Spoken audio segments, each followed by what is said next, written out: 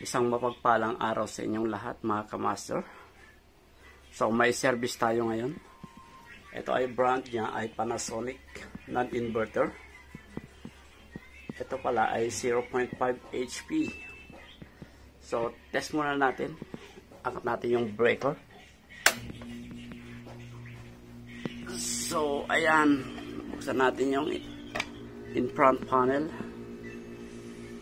So, bali naka-local siya. Mandar na yung kanyang compressor. Pero walang fan na lumalabas. Walang hangin. So, i-high fan natin. So, ugong lang kanyang fan.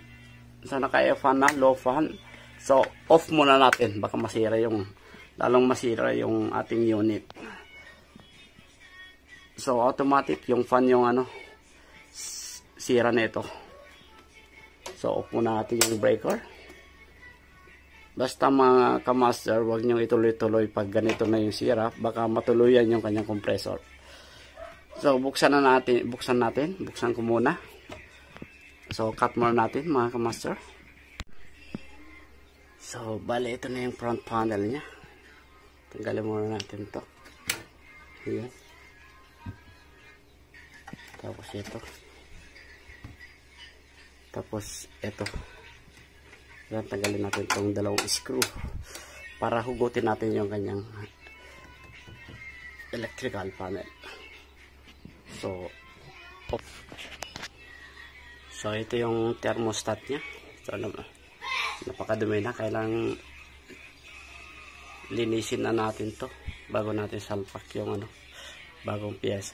So, tinanggal ko lang para matanggal ito. Tanggalin natin yung dalawang screw. Yan.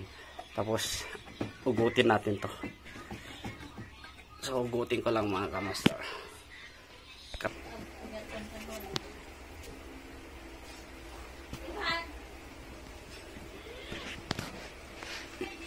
So, nagpalit tayo ng capacitor mga kamaster.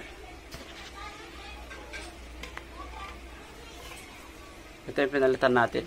So, nakat lang muna natin kasi mabisi tayo. Bali, nagpalit lang tayo ng capacitor ng pan. So, yun lang mga kamasa. Ganun lang kadali.